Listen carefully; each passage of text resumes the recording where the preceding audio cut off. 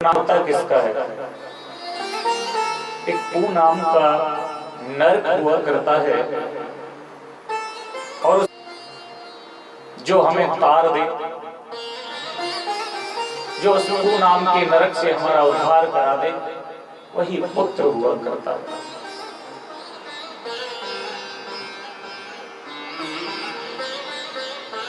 शास्त्रों में चर्चा आई है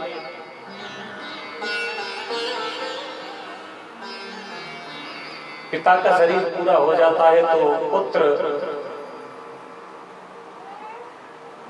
अंतिम संस्कार के जो भी कृत्य हुआ करते हैं उन्हें सबको करता है।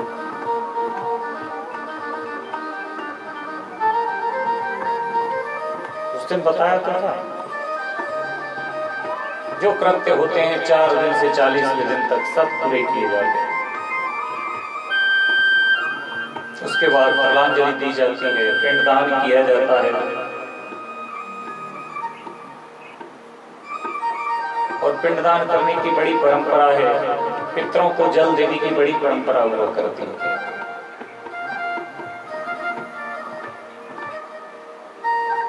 जिनके पितर खुश नहीं रहते ऊपर जाकर के,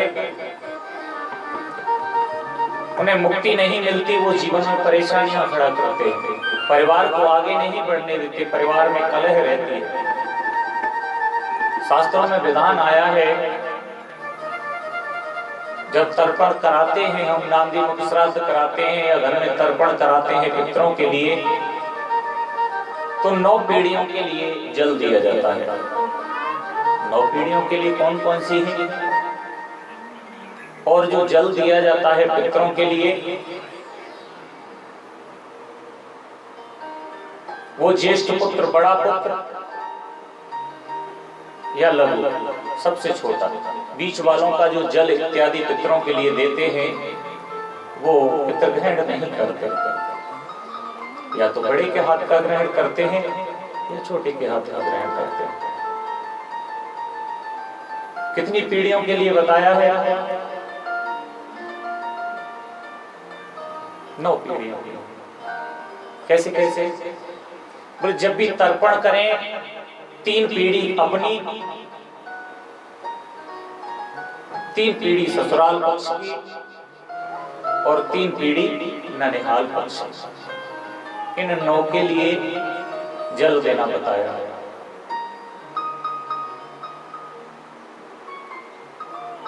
जो पितृ होते हैं 1 वर्ष तक भूखे प्यासे इधर उधर भटकते रहते हैं। हर वर्ष उन्हें कब ग्रहण होता है जल अन्न इत्यादि? केवल श्राद्ध पक्ष में 16 दिन के लिए उनका मुंह खुलता है। केवल उन 16 दिन में जो भी हम पितरों के निमित्त जल अन्न इत्यादि निकालते हैं, उनको तर्पण कराते हैं, कोशिश से उन्हें पूरे वर्ष काम चलाना पड़ता है।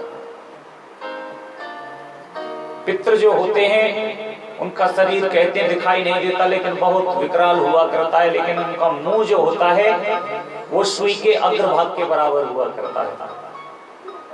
जो भी हम अन्न इत्यादि उन्हें देते हैं वो उस छोटे से मुंह से ग्रहण करते हैं और पूरे 1 वर्ष तक सिर्फ 16 दिन खा करके पी करके 1 साल तक रहते हैं। तो सभी को तर्पण करना चाहिए। और कब से परंपरा बनी है श्राद्ध पक्ष की? कब से श्राद्ध होने लगे? श्राद्ध का दूसरा नाम हुआ करता है, क्या होता है? कनागत बोलते हैं उन्हें, कनागत, लेकिन शुद्ध शब्द कनागत नहीं होता विप्रवर। शुद्ध शब्द होता है कर्णागत। कर्णागत मीन्स जिस समय महाभारत का युद्ध हुआ, महाभारत के युद्ध में कौरवों का नाश हुआ, पांडवों की विजय हुई। पांडवों की विजय होने के बाद धर्मराज युधिष्ठिर से कहा गया, धर्मराज युधिष्ठिर ने विचार किया, कौरव मेरे भाई तो थे और सब मृत्यु को प्राप्त हो गए, उनकी अधोगति न हो, इसलिए मुझे उनके लिए पिंडदान करना चाहिए। कहते हैं पांचों भाई और माँ कुंती और द्रौपदी जाकर के जल के किनारे खड़े होते हैं और धर्मराज युधिष्ठिर एक एक करके सबके निमित्त पिंडदान कर रहे हैं। 99 पिंडदान किए, 100 पिंडदान किए। 100 पिंडदान करने के बाद हाथ स्वच्छ करने के लिए जल दिया। मां कुंती ने रोक दिया, बेटा रुको, एक पिंडदान और बताया है। श्री धर्मराज युधिष्ठिर जी कहने लगे, वो पिंडदान कौन सा है मां? बोले एक पिंडदान तू अपने बड़े भाई कर्ण के नाम का कर दे। धर्मराज युधिष्ठिर ने कहा, वो तो सूत पुत्र था, वो मेरा भाई कैसे हो सकता है, मैं उसके लिए पिंडदान क्यों करूं? मां कुंती कहती है, बेटा वो सूत पुत्र नहीं था, वो तुम्हारा भाई था। धर्मराज युधिष्ठिर को क्रोध आ गया, मां तुम ये क्या बतलाती हो? हाँ बेटा, कर्ण तुम्हारा भाई था। धर्मराज युधिष्ठिर ने कहा, मां तूने ये अच्छा नहीं किया, तूने ये अच्छा नहीं किया। अगर तू इस बात को युद्ध से पहले मुझे बता देती कि कर्ण तेरा भाई है, मैं हंस करके उस कर्ण के चरण छू करके उसे राजगद्दी पर बैठा। लेकिन मां तूने ये ठीक नहीं किया।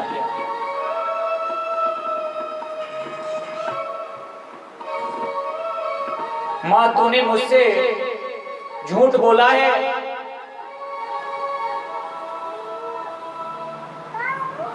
और मां तूने ये कृत्य ठीक नहीं किया। और कहते हैं क्रोध बस आकर के क्रोध पर नियंत्रण रखना बड़ा मुश्किल होता है। युधिष्ठिर जी को क्रोध आया और क्रोध बस आकर के श्राप दे दिया। हे मां तूने इतनी बड़ी बात अपने पेट में अपने उदर में छुपा ली, आज से मेरा श्राप है। मां तू ही नहीं, दुनिया की कोई भी स्त्री जाति अपने पेट में कोई बात छुपा नहीं सकती। धर्मराज युधिष्ठिर ने श्राप दिया, जिसका परिणाम आज तक देखने के लिए मिलता है। स्त्री के पेट में कोई बात छुप नहीं सकती। ये धर्मराज युधिष्ठिर जी का श्राप मां कुंती को श्राप कहने का तात्पर्य, पिंडदान किया तो श्राद्ध पक्ष में किया, और श्राद्ध पक्ष में जब युधिष्ठिर जी ने पिंडदान किया तो उस पिंड को ग्रहण करने के लिए स्वयं साक्षात कर्ण जी चल करके आए। कर्ण चल करके आए और कर्ण ने आकर के उस पिंडदान को ग्रहण किया। इसलिए उस श्राद्ध पक्ष में कर्ण स्वयं चल करके आए, इसलिए जब से श्राद्ध पक्ष का नाम कर्णागत रख दिया। कर्णागत, कर्ण मीन्स नाम हो गया कर्ण, आगत मीन्स आई, कर्णागत। कनागत बोलते हैं ना, कनागत कनागत नहीं होता, कर्णागत बोलता है। कर्ण स्वयं चल करके आई, इसलिए जब से कर्णागत।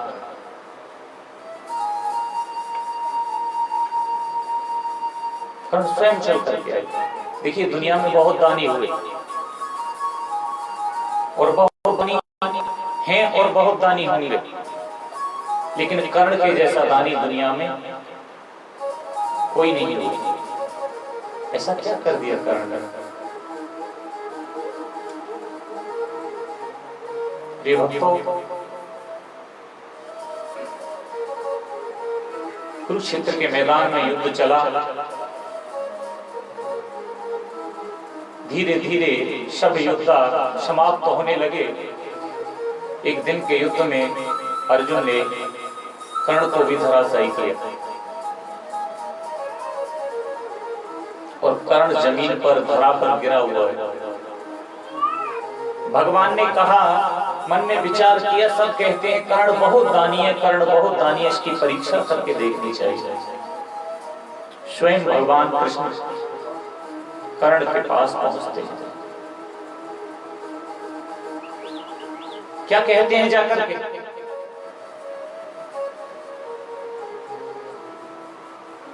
मैंने सुना है तुम दानियों में अग्रणी, तुम्हारा नाम आता है, तुम बहुत दान देने वाले हो,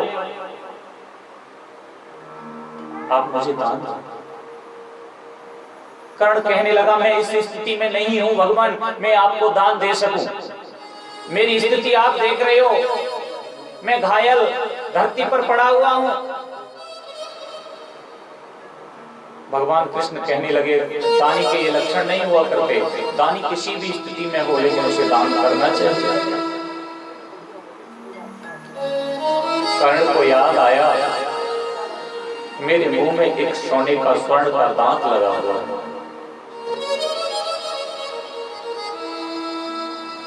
सोचने लगा कर्ण भगवान को क्यों न मैं दान में स्वर्ण दान दे दूं, अपना दांत दे दूं। भगवान से कहा रुको, मैं आपको दान देता हूं। पास में एक पत्थर पड़ा हुआ था, कर्ण ने वो पत्थर उठाया और उस पत्थर के माध्यम से अपने दांत को तोड़ा सोने के और दान देने लगा। लो प्रभु ये दान लो। कहते हैं जब दांत को तोड़ा गया तो मुंह में थोड़ी सी चोट लग गई, जिसके कारण खून निकल आया, रक्त निकल आया। अब वो दांत और रक्त में हो गया। भगवान ने ऐसे दान को लेने से मना कर दिया। ये कैसा दान दे रहे हो, रक्त लगा हुआ दान? नहीं, मुझे ऐसा दान नहीं चाहिए। दान देना है तो शुद्ध दान दो, स्वच्छ दान दो। क्या है स्वच्छ दान का मतलब? धर्म की कमाई से कमाया हुआ धन जो है उसमें से दान करना चाहिए, न कि 2 नंबर की कमाई का दान करोगे। 2 नंबर की कमाई का जो दान है वो एक तरह से रक्त लगा हुआ दान है। अपनी धर्म की कमाई से दान करो। धर्मराज युधिष्ठिर के ज्येष्ठ भ्राताएं आखिरकार कर्ण सब जानते। कहा भगवान रुको, मैं आपको दान देता हूं, शुद्ध दान देता हूं। भगवान से कहा मेरे धनुष और बाण जरा मुझ तक पहुंचा दो। भगवान बोले मैं आपकी कोई मदद नहीं कर सकता। फिर ये भक्तों कर्ण खिसकता हुआ अपने धनुष बाण तक जाता है, अपने धनुष को उठाया, धनुष पर प्रत्यंचा चढ़ाई, बाण चढ़ाया और कहते हैं जमीन में अपने बाण को दिया और कहते हैं उस बाण के माध्यम से वहीं से जल धारा प्राकट्य की और उस जल धारा से अपने उस दांत को धो करके भगवान श्री कृष्ण को संकल्प लेकर के दान दिया। दान देने के बाद दायित्व आता है आशीर्वाद देने का। दानी जब दान दे दे तो जिसको दान दे रहा है, चाहे भिखारी हो, ब्राह्मण हो, कोई भी हो, तो उसका दायित्व बनता है आशीर्वाद देना। भगवान ने कहा मुझे बड़ी प्रसन्नता हुई, तूने अंतिम अवस्था में भी मुझे दान दिया, मुझे प्रसन्न किया है। जो तेरी इच्छा हो वो इच्छित वर मांगो। कर्ण ने कहा कैसा वर मांगो? बोले नहीं, अगर तू वर नहीं मांगेगा तो मैं तुम्हारा दान वापस कर दूंगा। कर्ण कहने लगा ठीक है भगवान, अब अंतिम स्थिति है, क्या तुमसे मांगू मैं? लेकिन मैं ये सोचता हूं मेरी अधोगति नहीं हो, इसलिए देना चाहते हो तो भगवान एक वरदान दो। मेरा अंतिम संस्कार, मेरा दाह संस्कार, अंतिम क्रिया इस पृथ्वी पर ऐसी जगह की जाए जिस जगह पर आज से पहले किसी की कोई अंत्येष्टि नहीं हुई हो, अंत्येष्टि अंतिम क्रिया नहीं हुई हो। अंतिम क्रिया किसी को उस जगह पर अब तक जलाया न गया हो, मुझे ऐसी जगह पर दफनाया जाए, जलाया जाए। भगवान ने कहा तथास्तु। इतना कहकर के कर्ण के शरीर में से एक ज्योति निकलती है और परम ब्रह्म में समाहित हो जाती है।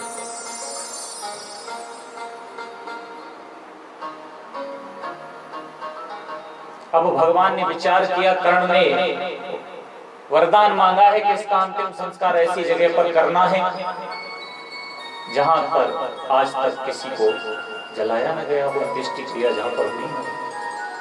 कहते हैं भगवान ने उसे इनके पार्थिव शरीर को उठाया और ले जाकर के जहां पर रणभूमि थी उससे बाहर ले जाकर के लकड़ियों की चिता बनाई और कर्ण को रख दिया।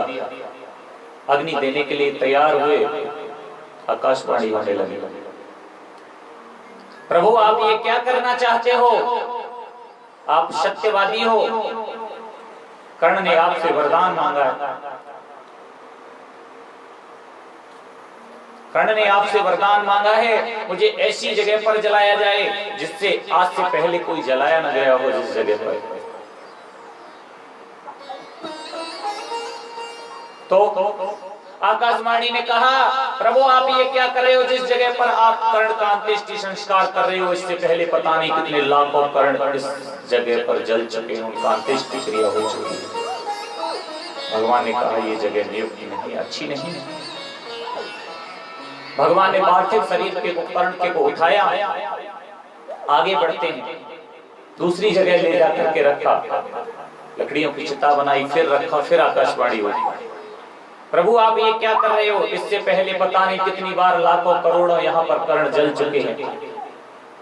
प्रिय भक्तों, सारी पृथ्वी पर कर्ण जी को लेकर के पार्थिव शरीर कर्ण का लेकर के भगवान घूमे, लेकिन ऐसी जगह कोई उन्हें नहीं दिखी जिस जगह पर आज तक कोई अंत्येष्टि क्रिया न की गई।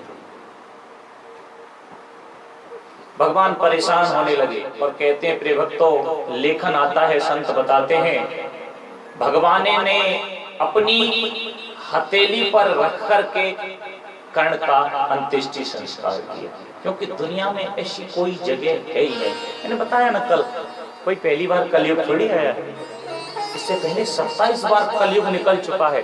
कितनी बार सतयुग निकल गया, कितनी बार द्वापर निकल गया, कितनी बार त्रेता निकल गया, कोई पहली बार थोड़ी आया। तो ऐसी पृथ्वी पर कोई जगह हुई नहीं सकती। तो मैं आग्रह कर रहा था, जिस घर में पितृदोष होते हैं, पितृदोष कब होते हैं? जब पितृ दुखी रहते हैं तो निश्चित उस घर में पितृदोष हुआ करता है। और पितरों के निमित्त क्या करना चाहिए? मैंने बताया ना, एक वर्ष में कम से कम ज्यादा नहीं तो एक बार अपने पितरों को ले जाकर के गंगा स्नान जरूर कराना चाहिए। विशेष समय बताया है कनागतों में, कर्णागत जो समय हुआ करता है उसमें जब अमावस्या आती है तो चतुर्दशी के दिन अपने पितरों को ले जाना चाहिए, अपने पुरोहित को साथ ले जाना चाहिए, किसी योग्य ब्राह्मण से प्रतिष्ठित करा करके अपने देवताओं को ले जाना चाहिए। कैसे ले जाना चाहिए? यही सब कथा का सार है। कथा तो आप सबने सुनी है।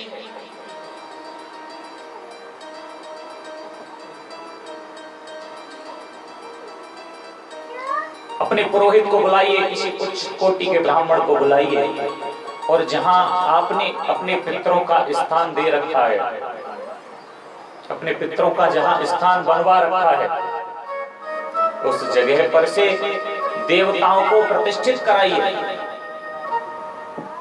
देवता कौन है? आपके पितरी, आपके देवता हैं। पूरे कपड़े पर एक चौकी लगा करके उनको प्रतिष्ठित कराइए, फिर उस चौकी को आदर के सहित सिर पे रख करके उन्हें गंगा स्नान के लिए ले जाइए। साथ में अपने पुरोहित को ले जाइए, अपने कुल पुरोहित जो है उनको ले जाइए, और जाकर के उन्हें आदर के सहित अपने पितरों को गंगा स्नान कराओ। गंगा स्नान करा करके प्रार्थना करके पुनः उन्हें दोबारा से प्रतिष्ठित करके चौकी पर बिठा करके फिर लेकर आओ, और जहां से लिए थे वहां ला करके छोड़ो। फिर अपने जो कुल पुरोहित हैं उनको वस्त्र, आभूषण इत्यादि, दान इत्यादि देख करके प्रसन्न करो। फिर देखिए आपके घर में कोई पितृदोष नहीं रहेगा, आपकी कुंडली में कोई पितृदोष नहीं रहेगा। आपके पितृ प्रसन्न होंगे तो कुल को समृद्धि प्रदान करेंगे, आपका वंश आगे बढ़ेगा, सुख संपत्ति आएगी आपके घर में। लेकिन अगर किसी के पितृ दुखी हैं तो कुल में, वंश में कोई न कोई परेशानी अवश्य लगी रहेगी।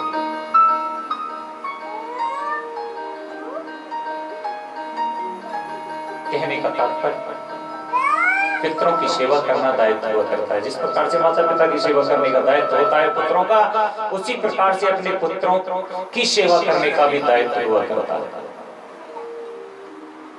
तो मैं कल निवेदन कर रहा था आप सभी से, श्री व्यास जी महाराज जन्मेजय को श्रवण करा रहे उधर जन्मेजय जी ने आग्रह किया है भगवान के बारे में मुझे विस्तार पूर्वक बताइए। तो श्री व्यास जी महाराज श्री जन्मेजय महाराज को श्रवण करा रहे हैं। माँ अम्बा जगदम्बा की असीम अनुकंपा से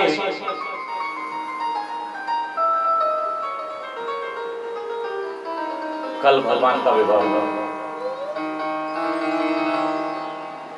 और माँ स्वयं साक्षात जगत जननी रुक्मिणी के रूप में आई। माँ लक्ष्मी स्वयं एक पुष्प पर बैठ करके आई राजा भीष्म के यहाँ। भगवान का पाणी ग्रहण संस्कार हुआ। इसके बाद भगवान का वंश आगे चला। भगवान का एक विवाह नहीं हुआ, भगवान के 16,108 विवाह हुआ और 16,108 विवाह हुए और भगवान की वंशावली बहुत बड़ी है भगवान की वंशावली। प्रत्येक रानी से भगवान के यहाँ 10 पुत्र और 1 पुत्री, हर प्रत्येक रानी से हुआ। इतना बड़ा भगवान का वंश का विस्तार आता है। अभी ये तो पुत्रों का वर्णन है, आगे और वंश चलेगा तो कितना बड़ा होगा। कितने होते हैं? 16,108, फिर मल्टीप्लाई कीजिए, 10 पुत्र और 1 पुत्री, कितने बैठते हैं? नहीं पता। 1,61,080। ये तो भगवान के पुत्र और पुत्रियों का वर्णन है। आगे देखिए, फिर कोई भी वंश भगवान का इतना बड़ा था कुछ कहा नहीं जा सकता। धीरे धीरे समय व्यतीत हुआ। हम मुख्य प्रसंग पर चलेंगे क्योंकि कथा आगे तक ले जानी। भगवान का फिर मिलन हुआ या नहीं हुआ, हम उस बात को लेकर के चल रहे हैं। दोबारा से भगवान और ब्रजवासियों का मिलन हुआ या नहीं। श्री वसुदेव जी महाराज ने एक यज्ञ किया। उस यज्ञ में सभी को निमंत्रण दिया गया। तो कहते हैं वहां पर सभी आते हैं, सारे ब्रजवासियों को बुलाया गया। नंद बाबा भी आए, माँ यशोदा भी आई, श्री राधा रानी भी आई, सारे ग्वाल वाल आए, सारी सखियां आई। कितनी वर्ष बाद? 100 वर्ष बाद। भगवान कब की कह के गए थे? आज जा रहा हूं, कल रुकूंगा, परसों वापस आ जाऊंगा। प्रिय भक्तों, दिन गुजरे, महीने गुजरे, वर्ष गुजरे, गुजरते गुजरते 100 वर्ष व्यतीत हो गए। लेकिन 100 वर्ष तक राधा रानी का और भगवान कृष्ण का वियोग रहा। अब ये प्रसंग एक अलग आ जाता है, ज्यादा नहीं इसमें बढ़ेंगे क्योंकि कभी कथा होगी दोबारा से जब विस्तार होगा इसका। श्री राधा रानी को श्राप लगा हुआ था कि आप भगवान से 100 वर्ष के लिए वियोग सहन करेंगे। इसलिए 100 वर्ष तक दोनों को अलग रहना पड़ा। 100 वर्ष बाद जब मिलने का समय आया, सब एकत्रित हुए।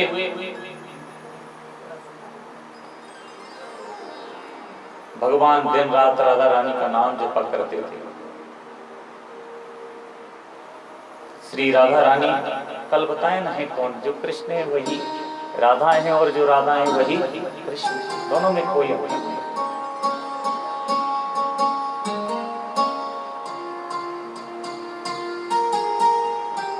श्री राधा रानी भी आई और भगवान की 16,108 रानियां हैं, जिनमें 8 पटरानियां हैं।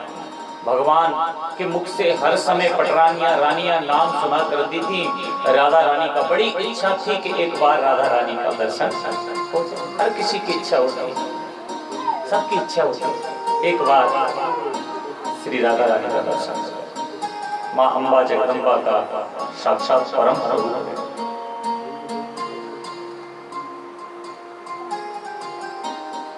रानियों ने, पटरानियों ने सोचा, मन में विचार किया, भगवान जिनका नाम लेते हैं वो कितनी सुंदर हैं, जरा देखना तो चाहिए, परीक्षा तो करनी चाहिए। अलग स्थान दिया है भगवान ने अपने महलों में सुंदर सा रानी के लिए। मिलने की इच्छा हुई तो कहते हैं रुक्मिणी, सत्यभामा, लक्ष्मणा इत्यादि पटरानियां राधा रानी का दर्शन करने के लिए जाने लगी। पहले द्वार पर पहुंचा। पहले द्वार पर बड़ी सुंदर एक सखी खड़ी हुई है।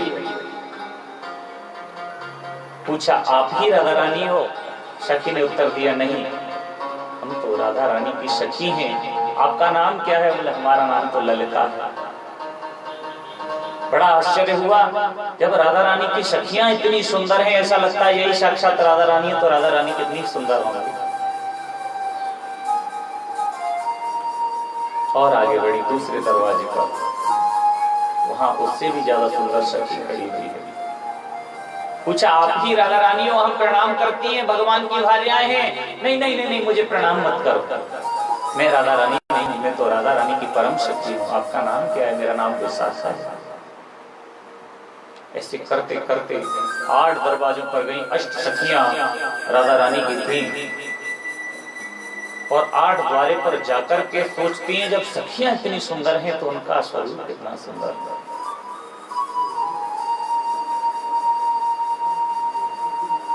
अंदर पहुंची और जैसे ही राधा रानी को देखा, उनके तेज को देख करके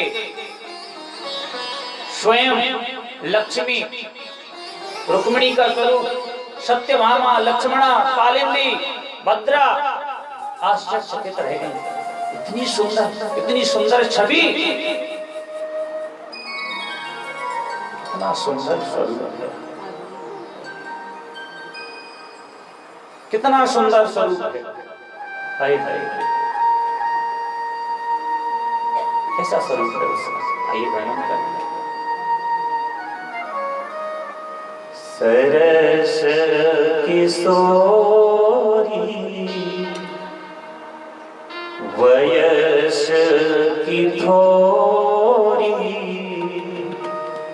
रते रस भोरी, कीजे कृपा की को श्री राधे, कीजे कृपा की को। सरस किशोरी वयस की थोरी, रते रस भोरी, कीजे कृपा की को श्री राधा रानी, कीजे कृपा की को। आप शिवरी देखो मामा,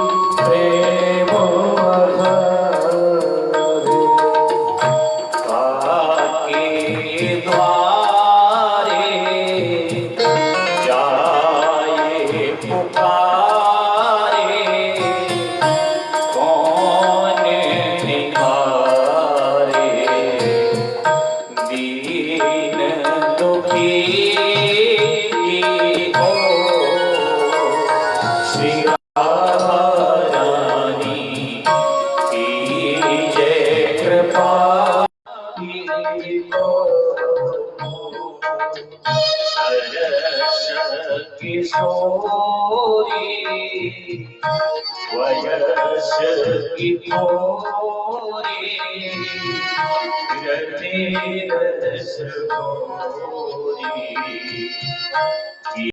कीजे कृपा की को मम स्वामी प्यारी कीजे कृपा की को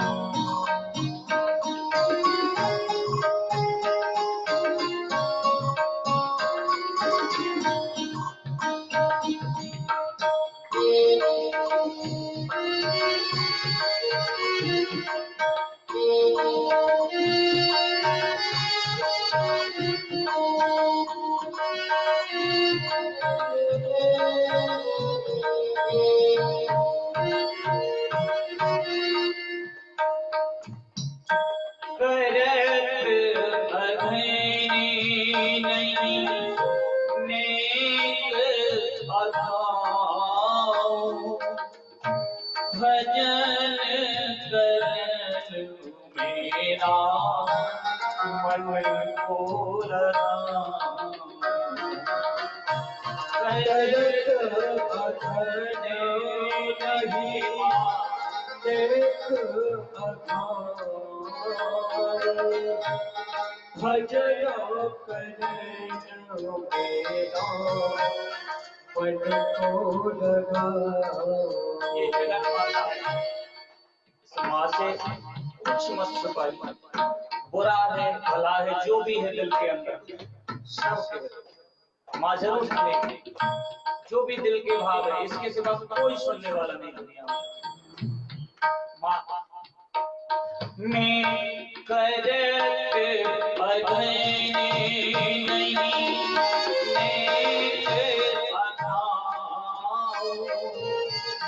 भजन करन मेरा मन को लगा। करत अघना नहीं देख अघान भजन करन मेरा मन को लगा। करवर जोरी लगे बीज ओरी तुम बिन ओरी कौन सुधारे हो सिया रानी कीजे कृपा की को।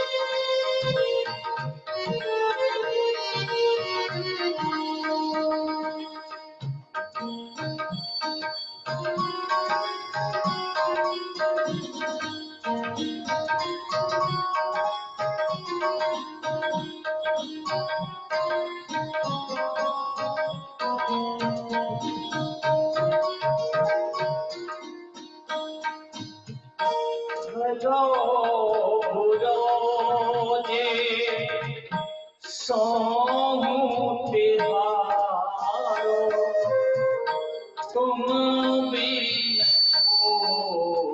होना हितू हमारो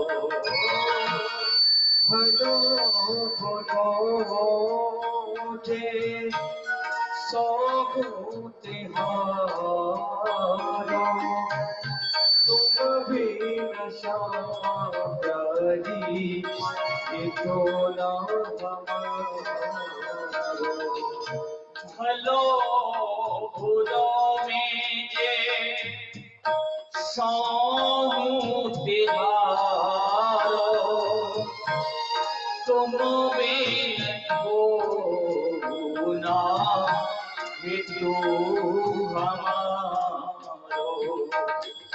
मानो दुलारी शोधे लो हमारी शरण तिवारी आप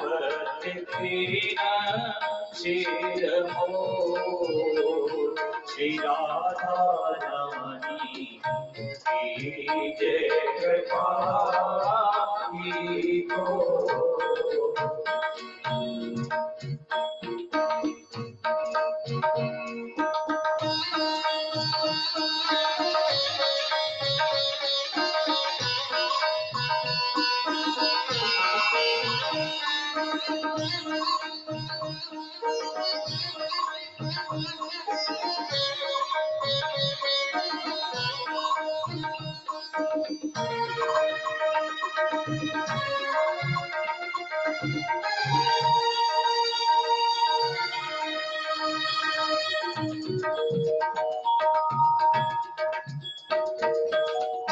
गोपी प्रेम की भिक्षा दीजो कैसे उन्होंने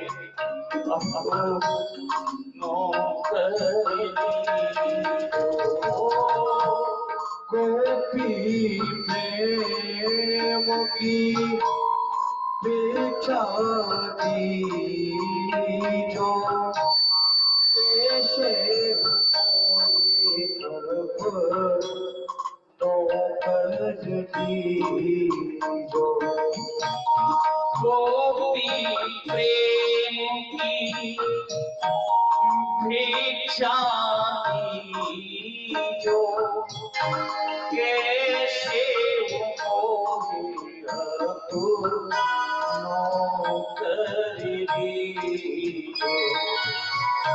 सब ढूंढ गावत दिवस बितावत जग भरि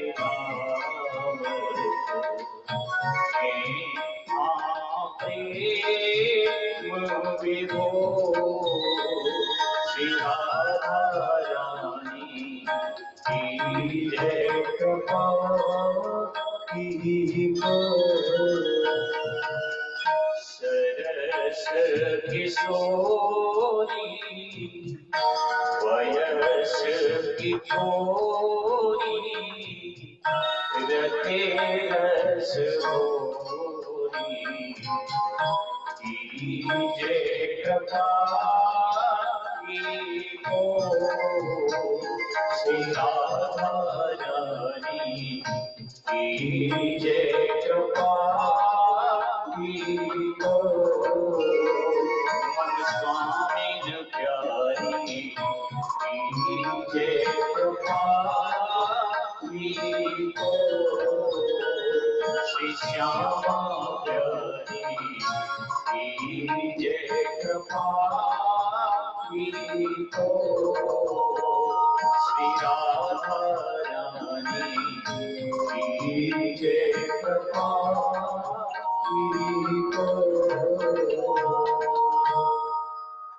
श्री राधा रानी जगन माता की। ऐसा स्वरूप है माँ अम्बा जगदम्बा का ही एक सुंदर स्वरूप श्री राधा। उनके स्वरूप को देख करके सारी प्राणियां आश्चर्यचकित रहे। परीक्षा तो करना चाह, परीक्षा करने के लिए आई हैं श्री राधा रानी की कि कितना प्रेम करती हैं ये भगवान से, क्योंकि भगवान के मुख से हर समय श्री राधा रानी का नाम उच्चारण होता है। क्या परीक्षा? एक पात्र में गरम गरम दूध लेकर के आई हुई हैं, जाकर के श्री राधा रानी के हाथ में दे दिया। राधा रानी ने पूछा ये क्या है?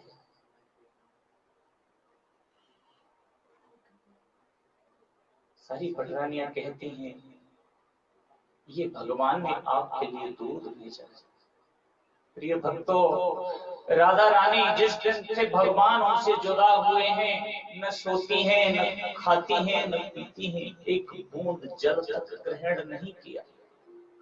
लेकिन जैसे ही सुना भगवान ने मेरे लिए ये दुग्ध भेजा है, तुरंत बैठ गई और कहते हैं पटरानियों के हाथ से उस दुग्ध के पात्र को ले लिया। गरम गरम दूध था और देर नहीं की, तुरंत मुंह से लगा करके एक ही बार में पात्र का दूध खत्म कर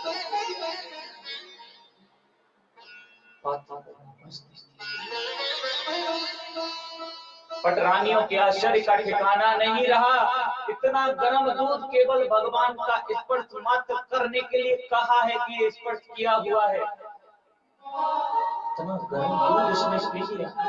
मन में समझ में अटूट प्रेम करती है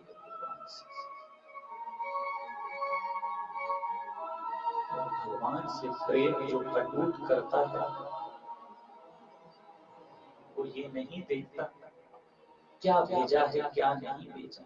एक बार जो सामने आ गया, जो भगवान का भोग लगा हुआ है, चाहे उसमें मिर्च ज्यादा है या नमक ज्यादा है, फीका है, मीठा है, भगवान का प्रसाद ग्रहण करके तुरंत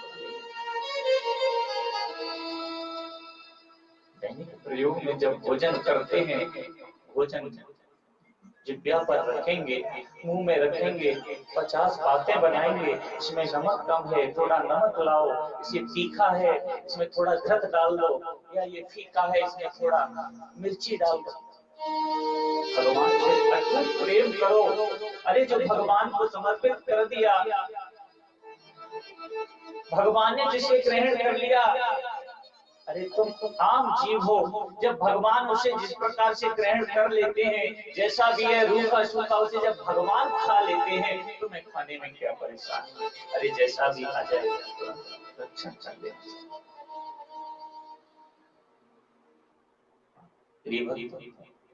श्री राधा रानी ने दूध का पात्र वापस कर दिया पटरानियों को। पटरानी उस दुग्ध के पात्र को लेकर के वापस आते हैं और अपने महलों में जब वापस आई, देखा भगवान शयन कर रहे हैं।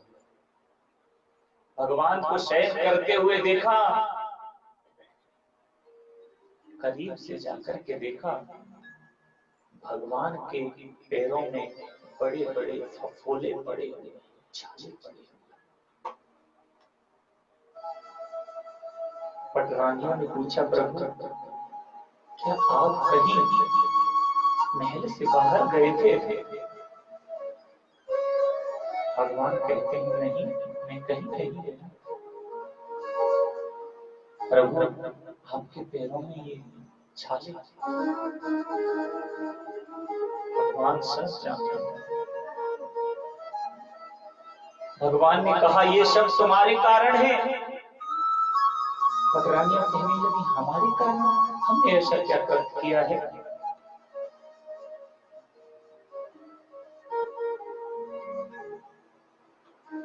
क्या ऐसा कृत्य कर दिया हमने? भगवान कहने लगे तुम्हें पता है, जिस राधा रानी के पास उसकी परीक्षा के लिए आप इतना गर्म दूध लेकर के गई, उसने बिना सोचे समझे, बिना देखे, बिना स्पर्श किए उस दुग्ध का ऐसे खाकर के पान कर दिया।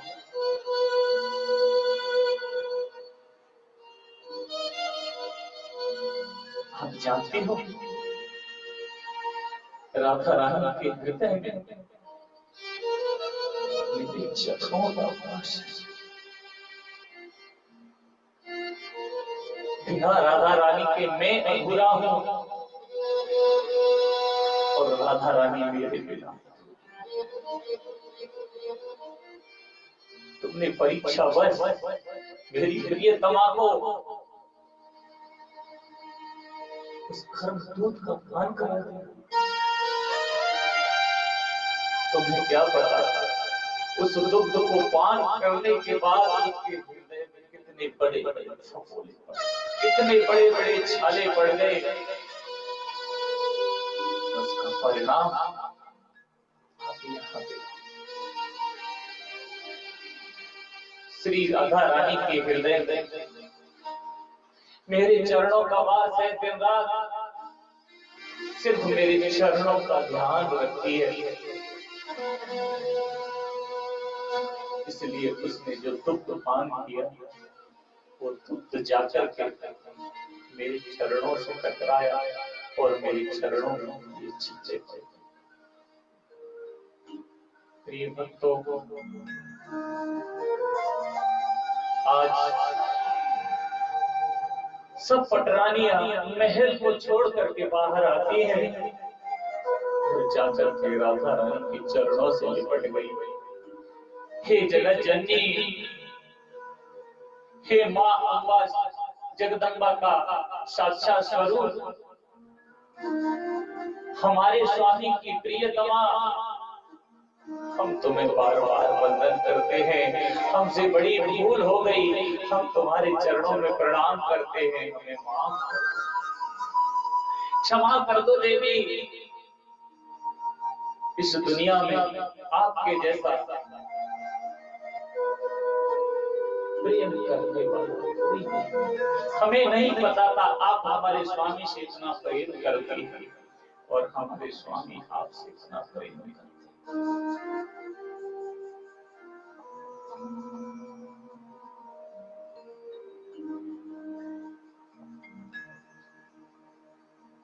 प्रेम निस्वार्थ किया जाता है। जिस प्रेम में कोई कामना रहे, कोई इच्छा रहे, वो प्रेम नहीं होता। जिस प्रेम में कोई इच्छा नहीं रहे, निस्वार्थ किया जाए, वो साक्षात परम प्रभु का स्वरूप प्रेम हुआ करता है। प्रेम क्या होता है?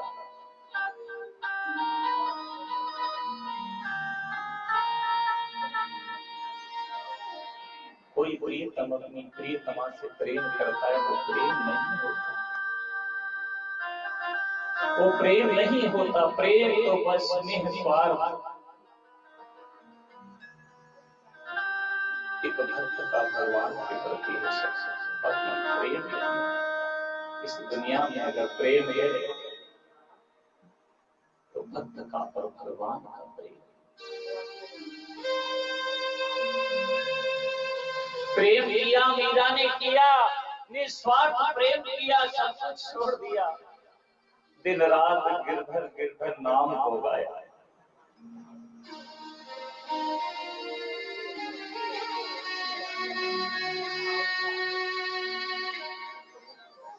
कितनी परेशानियों का सामना किया, लेकिन प्रेम जो था वो निस्वार्थ प्रेम था। किसी प्रकार की इच्छा नहीं थी उस प्रेम में, सिर्फ एक इच्छा थी, मेरे गिरधर मुझे मिल जाए। और अटूट प्रेम था। रक्षति च विश्वासो विश्वासो फलदायक। पूर्ण विश्वास के साथ प्रेम किया, निस्वार्थ प्रेम किया। और आप सबको पता है, एक दिन मीरा जी को लेने के स्वयं साक्षात ठाकुर जी प्रकट होकर लोग मर जाते हैं, उनकी बॉडी को ले जाकर के दफनाया जाता है, जलाया जाता है, लेकिन आज तक मीरा जी के शरीर के बारे में कोई पता नहीं चलता कहाँ चला। कहते हैं ठाकुर जी के साक्षात विग्रह में से निकल करके बांके बिहारी लाल ने मेरे गिरधर गोपाल ने मीरा जी को अपने अंक में समाश्रित कर लिया, अपनी प्रतिमा में समाश्रित। ये होता है साक्षात निस्वार्थ प्रेम। इस प्रेम में कोई कामना नहीं। प्रेम तो सबरी भी किया करती थी भगवान। कोई इच्छा थी क्या सबरी की कि भगवान आएंगे, मैं उनसे धन दौलत मांग लूंगी, मैं उनसे अच्छा जीवन मांग लूंगी? नहीं, प्रेम करती थी भगवान के प्रेम में आकर के दर्शन करना चाहती थी। कब आएंगे, कब आएंगे? गुरु मारवा भगवान एक मारवा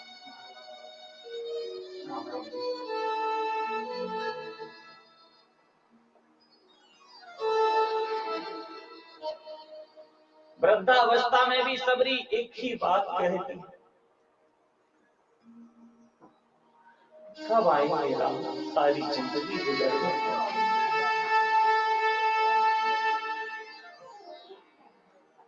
हे राम, हे राम, हे राम, हे राम। कौन है सब, कौन ऐसी करुण पुकार करता है? ये पुकार तो जटायु जी ने भी की, निस्वार्थ की। रावण जी को रोकने की कोशिश की जटायु ने, मां सीता को नहीं ले जाने दूंगा, लेकिन रावण ने अपनी तलवार निकाल कर जटायु की पलकों को काट डाला। श्री जटायु जी महाराज पृथ्वी पर गिर पड़े, धराशायी हो गए, लेकिन प्राण नहीं, प्राण अटके हुए हैं और प्राण एक ही बात, राम, हे राम,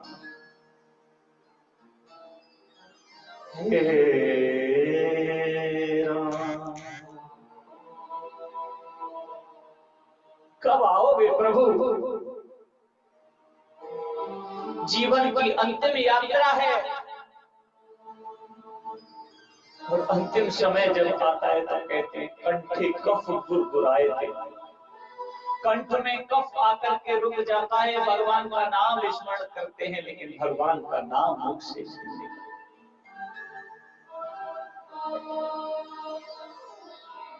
श्री जटायु जी महाराज भगवान को याद करते हैं, प्रभु का बाबा इतनी करुण पुकार, हे राम,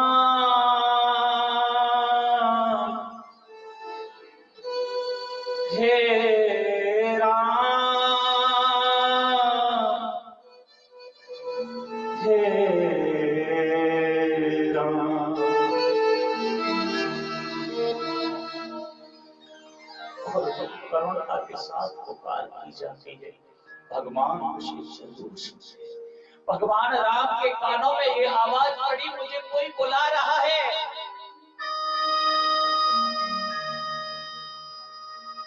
भगवान राम बहुत तीव्रता के साथ चल रहे।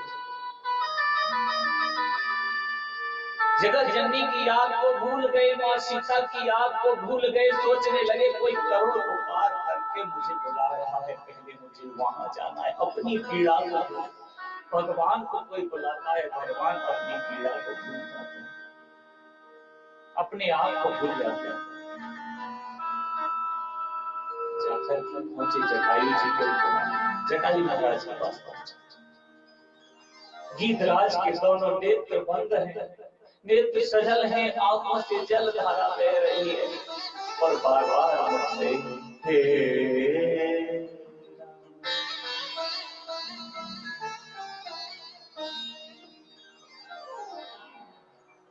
भगवान राम ने जाकर के गीधराज को हाथों में उठा लिया, कहा आंखें खोलो गीधराज, तुम्हारे सामने तुम्हारा राम खड़ा है। गीधराज के नेत्र सजल, आंख खोल करके देखा, सामने राम खड़े।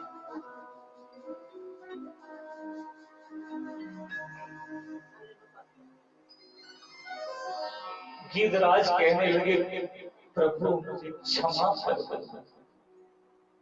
क्या क्षमा कर दे? मैंने बहुत कोशिश की अपनी पुत्र वधु को बचाने। सीता जी कौन है? गीधराज जटायु के पुत्र वधु। क्यों? क्योंकि दशरथ जी महाराज पहले ही जटायु जी को अपने पुत्र ज्येष्ठ पुत्र राम को प्रदान कर चुके। और अंतिम समय जब आता है,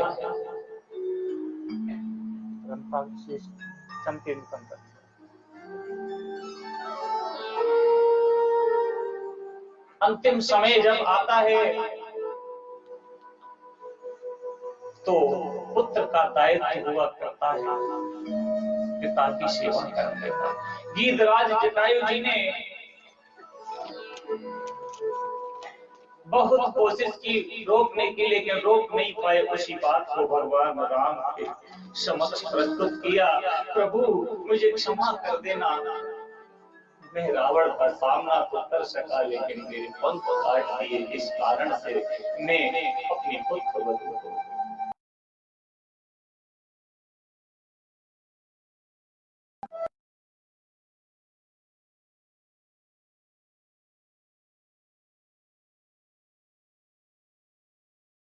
हरा।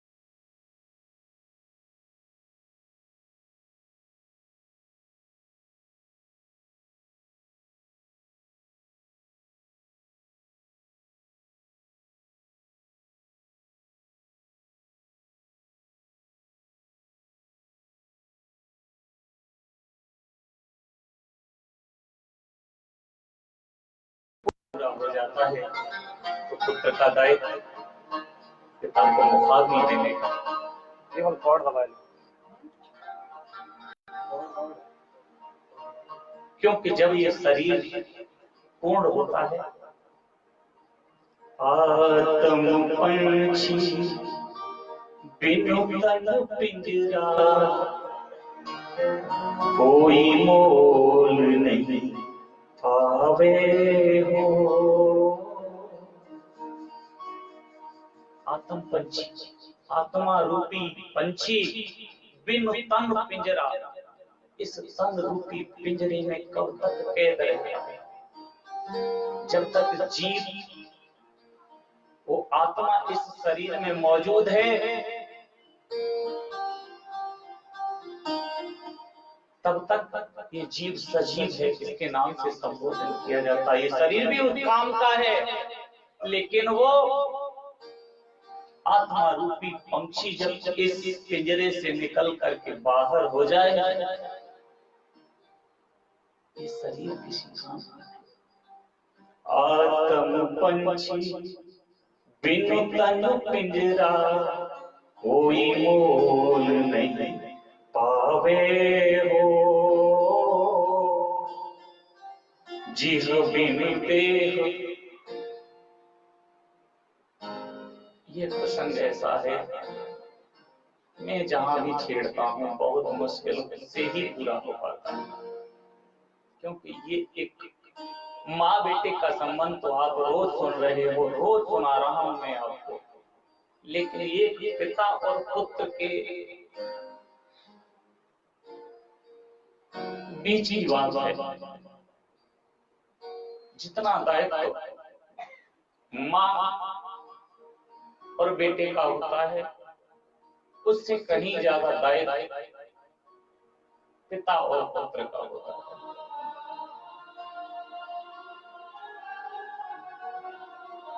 आत्म पंछी बिनु तन पिंजरा कोई मोल नहीं पावे हो। जिह बिन देह ज्योत बिनु दिबुरा माटी कहलावे हो। दीपक होता है, उस दीपक में तेल मौजूद है, बाती मौजूद है, वो जल रहा है तो दीपक है। उसमें से उस बाती को और तेल को निकाल करके अलग कर दो, उस दीपक को फोड़ दो या मिट्टी में मिला दो, वो मिट्टी बन जाएगा, कोई काम नहीं। जीर्ण देह का जर्जर पिंजरा, पंछी को नहीं भावे हो। बिना आत्मा के ये शरीर बेकार, ये पिंजरा, जो जीव है वही तो इसमें पक्षी बैठा हुआ है और वो चला जाए तो बेकार। जिस पिंजरे को छोड़े उसको लौट पहुर नहीं पावे हो। एक बार आत्मा रूपी पक्षी इस पिंजरे से उड़ जाए लौट करके, फिर दोबारा से उस शरीर में नहीं आता, दोबारा दूसरे शरीर में ही प्रवेश करना पड़ता है। पिता होता है, फिर पुत्र होता है। जब पुत्र छोटा होता है, बालपने में पिता पुत्र को कांधे ले दुलरावे हो। जब बच्चा छोटा होता है तो पिता उस बच्चे को लेकर के कंधे पर बिठाता है, कंधे पर बिठा करके घुमाता है, डुलाता है। कब? जब बच्चा ना समझ होता है, छोटा होता है। बालपने में पिता पुत्र को कांधे ले दुलरावे हो। कांधा देकर उस दुलार का बेटा मोल चुकावे हो। पिता बच्चे को कांधे पे रख करके घुमाता है सब जगह, और उसका मोल क्या चुकाता है बेटा? जब पिता का शरीर पूरा होता है तो उसे कांधा देता है।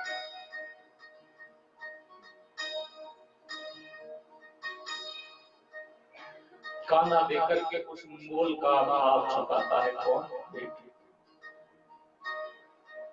सबसे पहले पुत्र पिता के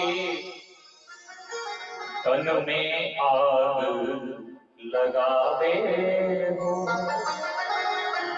वो पिता जो पुत्र को कितने नाज से पालता है, और उसका मोल पुत्र क्या चुकाता है पिता के लिए?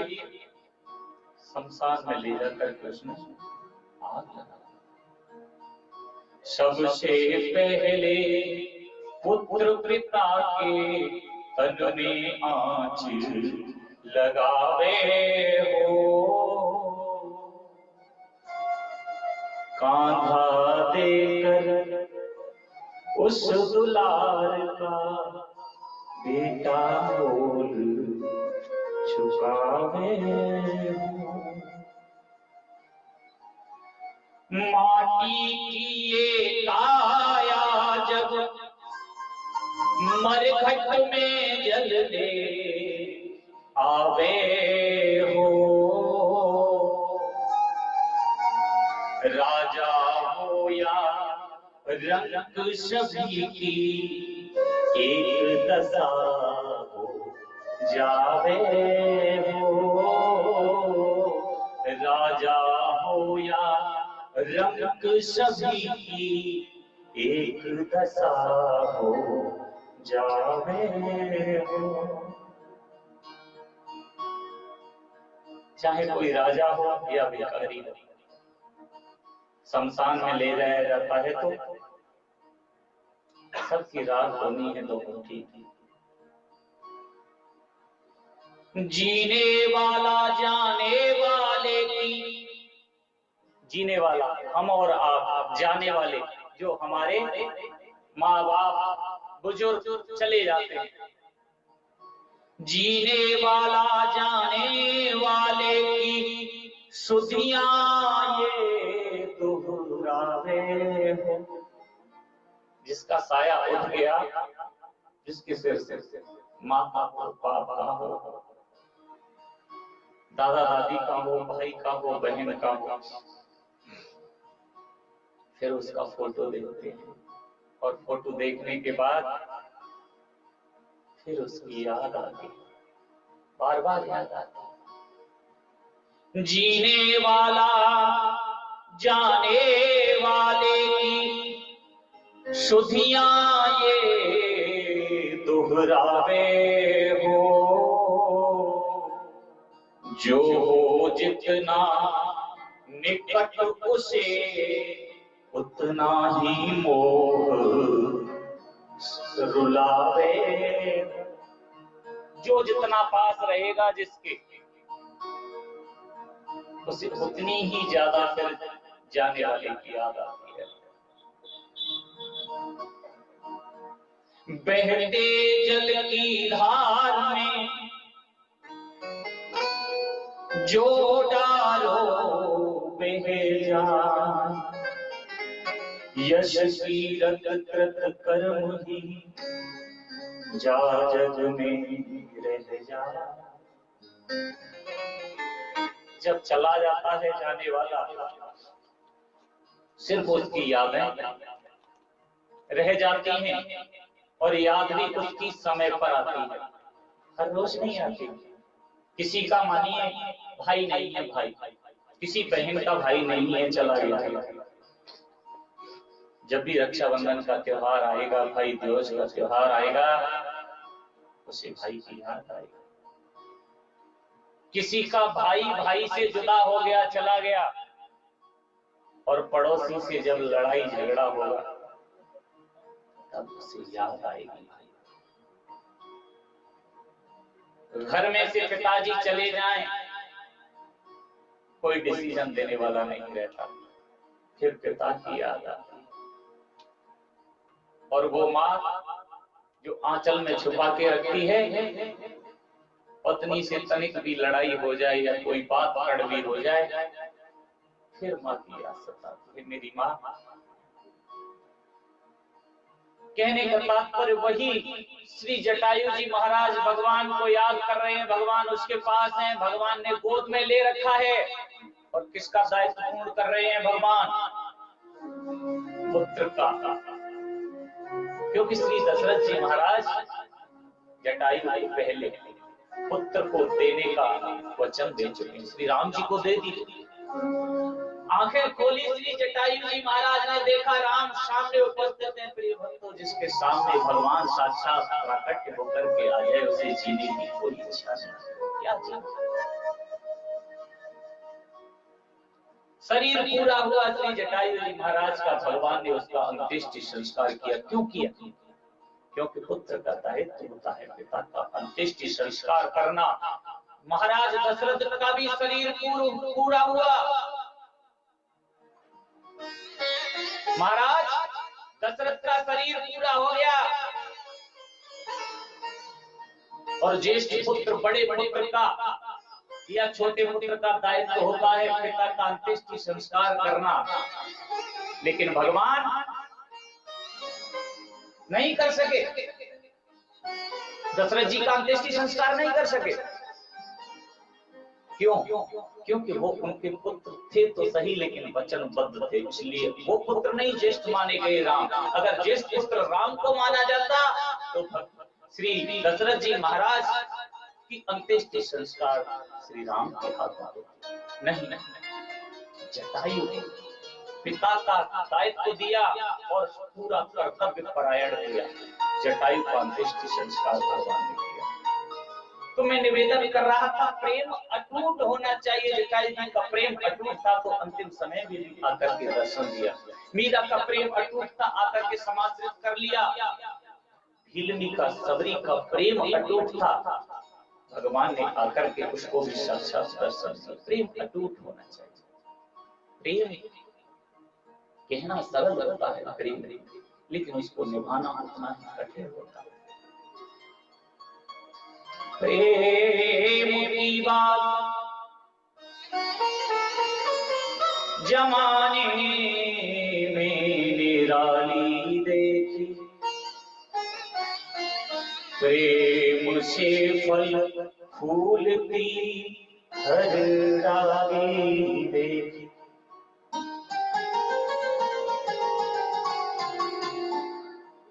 प्रेम शैतान को इंसान बना देता है, प्रेम पत्थर को भी भगवान बना देता है।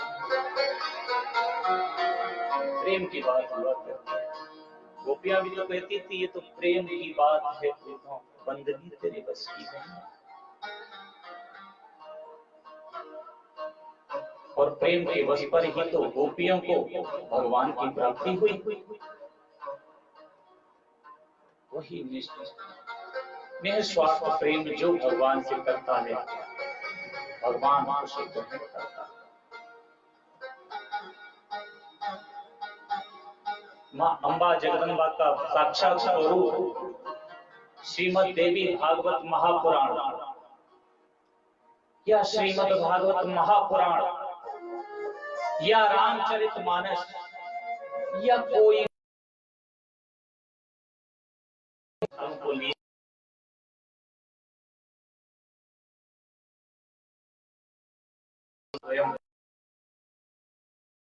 और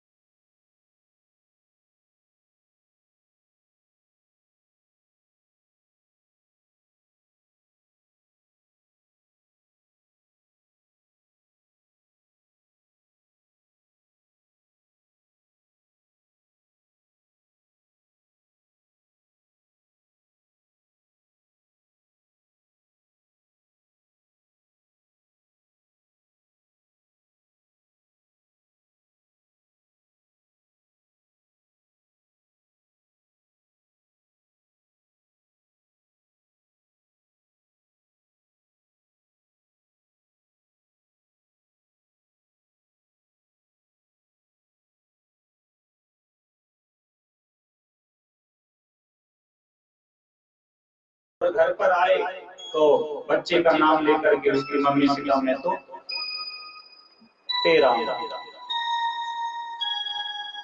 झूठ बोलता है, लेकिन माँ जब हाथ थाम लेती है वो नहीं छोड़ती, जीवन में खुशियां भर देती है।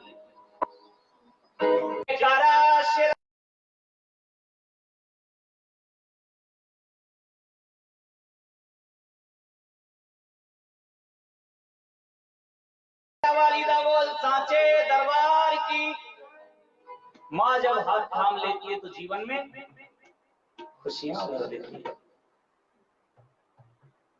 लेकिन सच्चे मन से माँ के चरणों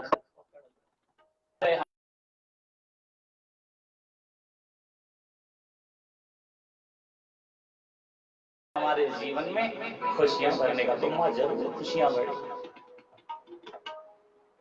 हरे। और जब हाथ पकड़ लेती है ना, एक बार आपने देखा होगा वैष्णो देवी गए हैं ना, पास में ही है। वैष्णो देवी जब जाते हैं तो 12 किलोमीटर की चढ़ाई कितनी पड़ती है?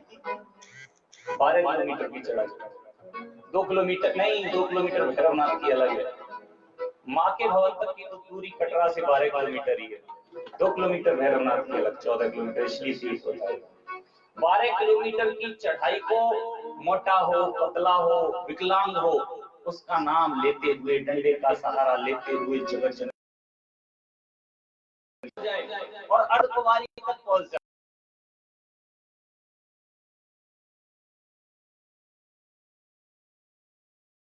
के ऊपर खींच लेती है, उसका दायित्व हो जाता है वहां से अर्धकुंवारी से, तो क्योंकि जब अर्धकुंवारी